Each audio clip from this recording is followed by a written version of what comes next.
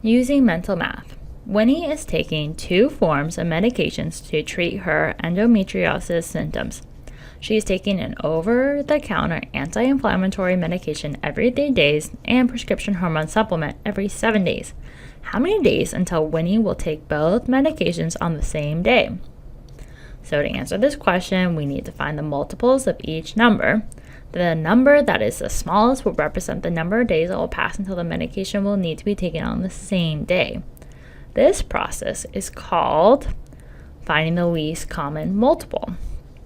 So the least common multiple, also known as LCM, is the smallest multiple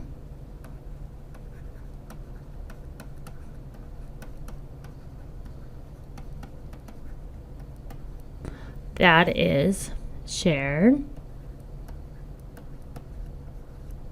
by 2 or more numbers. There are 2 methods for determining the least common multiple. The first method is writing out the multiples.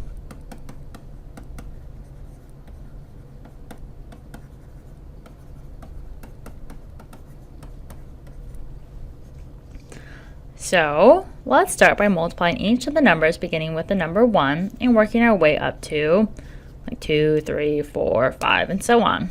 So where 3 times 1 is 3, 3 times 2 is 6, 3 times 3 is 9, and we'll just keep going. The other way is you can also just look at it as we're increasing by 3 for each number. So 9 plus 3 would equal 12, then plus 3, 15, then 18, 21, 24, 27, 30, 33, 36, 39, 42. Then we look at multiples of 7. So we have 7, 14, 21, 28, 35, and 42. Once again, you could just go 7 times 1 or just increase by 7 by adding 7 to each number. So looking at our list, we can see that there are common multiples or shared numbers between the 2. They are 21 and 42. But we are looking for the least common multiple, so the smallest number, meaning 21. So at day 21, Winnie will have to take the medication for both. So let's look at another example now.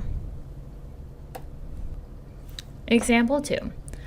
Xavier is an OB/GYN surgeon. His surgical schedule has him removing endometriosis tissue from a different patient every 6th day and performing an endometriosis diagnosis procedure every 7th day. How many days until he will be scheduled to surgically remove endometriosis tissue and perform a diagnostic procedure in the same day? So we're going to look at method 2, which is mental math by division.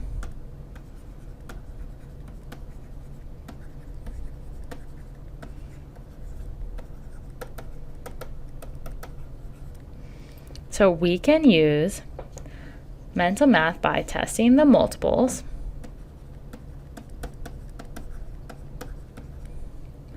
of the big number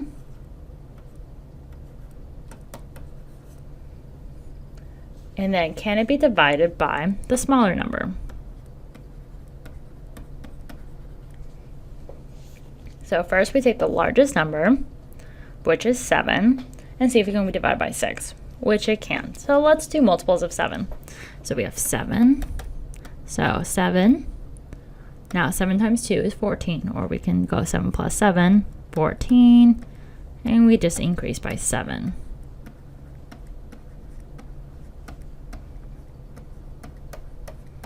And we could keep going. So now we look at 6. And we're going to divide each of the multiples of 7 by 6. So 7 divided by 6, right, as we said, cannot happen. 14 divided by 6 is also not possible.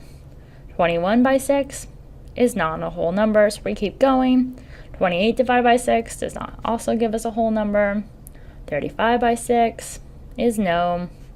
And 42 divided by 6 is actually yes. We can divide 42 by 6 because that gives us 7. So we stop at this number because it's the lowest number the two numbers share. So on the 42nd day, Xavier will have to surgically remove endometrious tissue and perform a diagnostic procedure in the same day. So let's look at another example. Example 3. The pain caused by uterine fibroid and endometriosis may feel very similar in some patients. If Yvonne typically diagnoses a patient with a uterine fibroid every 10 days and diagnoses a patient with endometriosis every 5 days, on what day will Yvonne probably diagnose both a uterine fibroid and endometriosis in the same day?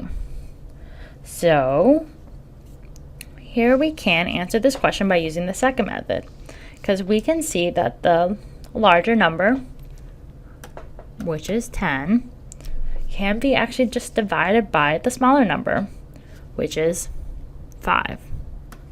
So 10 divided by 5 is 2. So it'll be like 2 multiples